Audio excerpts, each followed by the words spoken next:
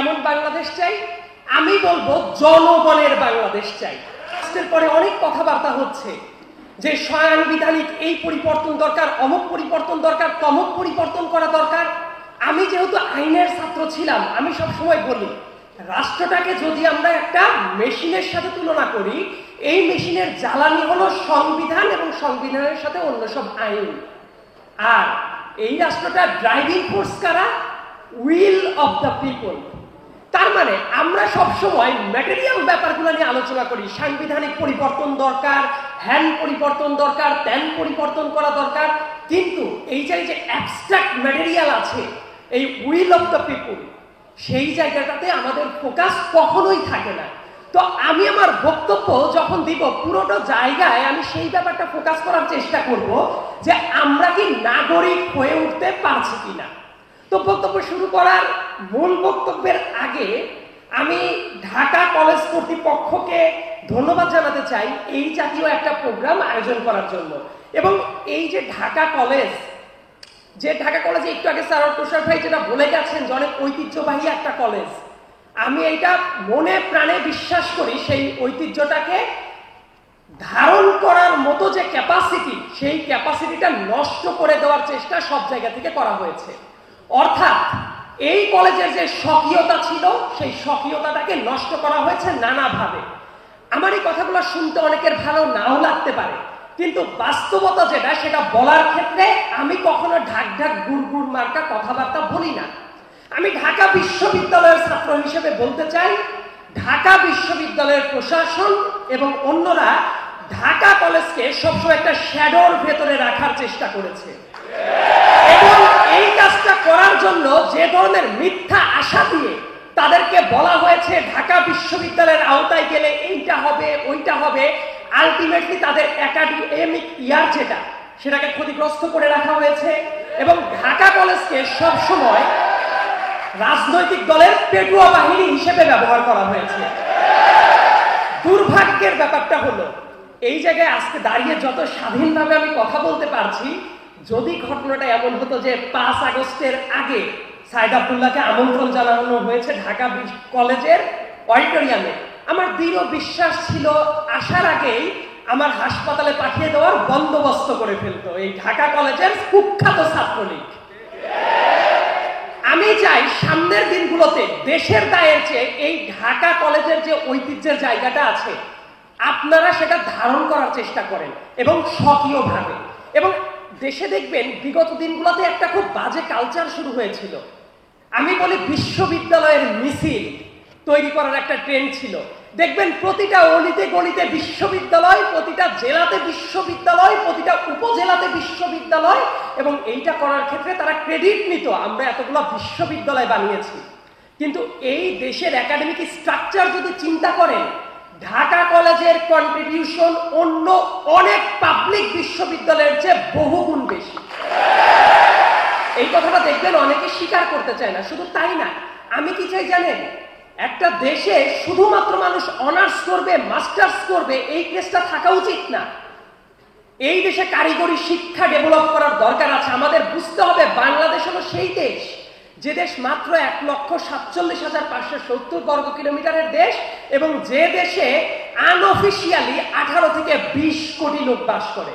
সবাই যদি মনে করে আমার অনার্স কমপ্লিট করতে হবে, মাস্টার্স কমপ্লিট করতে হবে, এই বিশ্ববিদ্যালয়গুলো আলটিমেটলি কি হবে জানেন? বেকার তৈরির কারখানা হয়ে যাবে। কিন্তু এই জায়গাগুলো কিন্তু অ্যাড্রেস করে না। আমাদের দেশের শিক্ষা ব্যবস্থার একদম প্রারম্ভিক দিক যদি চিন্তা করেন, দেখবেন এই দেশের খ্যাতনামা অনেকগুলো কলেজ আছে।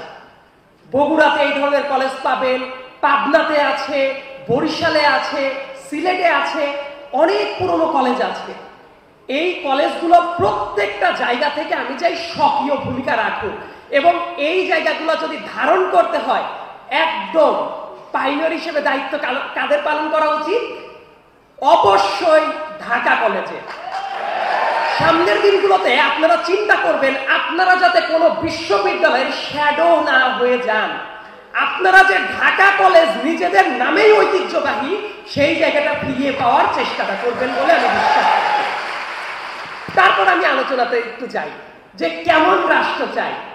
ওই যে বললাম না যে জনগণের রাষ্ট্র চাই, জনগণের রাষ্ট্র চাওয়ার এই অ্যাবস্ট্রাক্ট ধারণাটা কিন্তু শুধু কাগজে কলমে না, আমরা স্বাধীন কিনা এই বোধ শক্তিটাই আমাদের অনেকের নাই।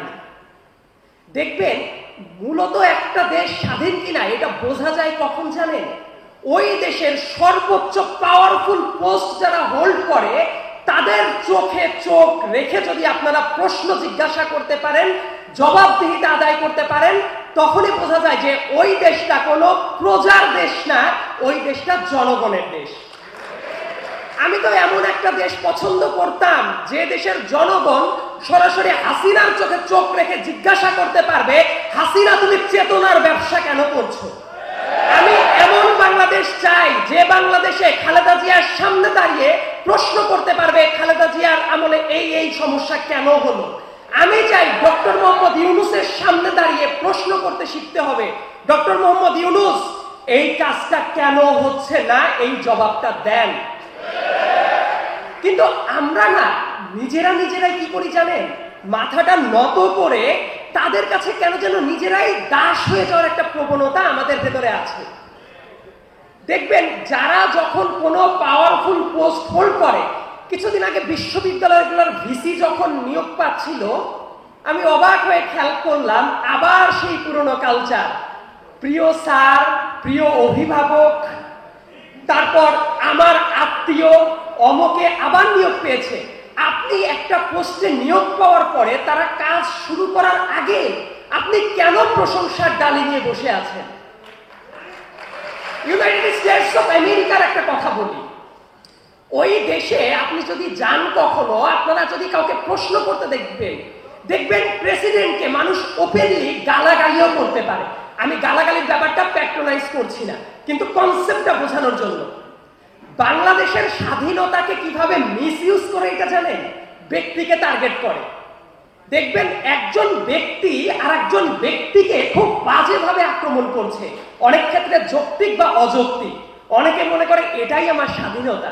মনে রাখবেন, দেশ যদি সভ্য হয়, ওই যে গণ অভ্যুত্থানের পরবর্তী যে বাংলাদেশটা আমরা দেখতে চাই, আমি চাই ইন্ডিভিজুয়াল যারা ব্যক্তি আছে তাদের প্রতি রেসপেক্ট প্রতিষ্ঠিত হোক, তাদের প্রাইভেসির প্রতি সম্মান প্রদর্শন করা হোক। একই সাথে যারা রাষ্ট্রের চেয়ারগুলোতে বসে থাকবে তারা যাতে প্রতিটা পদে পদে মানুষের প্রশ্নের মুখে পড়ে, দায়বদ্ধতার মুখে পড়ে, সেটা নিশ্চিত করার মতো স্বাধীনতা আপনাদের প্রত্যেকের থাকা উচিত এবং বিশ্বাস করা উচিত। কয়েকটা ছোট্ট ঘটনা বলি আপনাদের মনে থাকার কথা।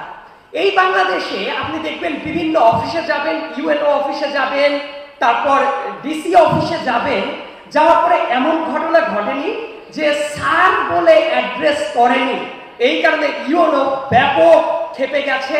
ডিসি অফিসে সাংবাদিকদের প্রচন্ড বাজেভাবে হেনস্থা করা হয়েছে এবং তাদেরকে দেখে নেওয়ার জন্য হুমকি দেওয়া হয়েছে, তাদেরকে জেলে নেওয়া হয়েছে। কারণ কি? একজন ডিসিকে তারা রেসপেক্ট করে নাই। রেসপেক্ট করার সেন্সটা তাদের দেখেন, তাদেরকে স্যার বলে অ্যাড্রেস করে নাই। এই রাষ্ট্রের মালিক কে? সংবিধানটা খুলে দেখবেন এই দেশের মালিক হলো নাগরিক, আর ওই যে সরকারি যারা চাকরি করছে তারা এই দেশের সংবিধান অনুসারে সার্ভেন্ট অফ দিস স্টেট। তারা আপনাদের টাকায় সার্ভিস দিচ্ছে, এমনি এমনি না। দেশপ্রেমের একটা কথা বলি, আমাদের ধারণাটা আসলে এমন, আমরা যদি দেখবেন যার যা দায়িত্ব সেটাই যদি পালন করে, আমাদের কাছে মনে হয় আমরা যেন কত মহৎ কাজ করে ফেলছি। আপনি যদি কোনো থানায় যান, থানায় যাওয়ার পরে আপনার লেজিট কোনো কাজ করছেন, সেই কাজের জন্য পুলিশ যদি আপনার কাছে কোনো ঘুষ দাবি না করে, আপনি বেরোয় এসে কি বলেন জানেন? বাপরে বাপ, এই পুলিশটা কত ভালো, ঘুষ দাবি করে নাই। কিন্তু কথাটা কি এটা হওয়া উচিত ছিল? কথাটা হলো ওই পুলিশ যে ঘুষ দাবি করবে না, সে যে বিনা ঘুষে আপনার কাজটা করবে, এটাই তো তার দায়িত্ব। কারণ তার বেতন হচ্ছে কাদের টাকায়? আমাদের টাকায়, ওই কাজটা করার জন্য। কিন্তু আমাদের কনসেপ্টটা দেখেন কোথায় চলে গেছে। যে কাজটা করার দায়িত্ব, যে কাজটা করার জন্য সে জনগণের ট্যাক্সের টাকা থেকে পেইড হয়, সেই কাজটা করার জন্য আমরা তাদেরকে মহৎ ভাবা শুরু করি। আমার মনে হয় সামনের বাংলাদেশ কিভাবে চলবে সেটা ডিপেন্ড করবে এই যে উইল অফ দ্য পিপল যেটা বললাম, এই ব্যাপারটার উপরে।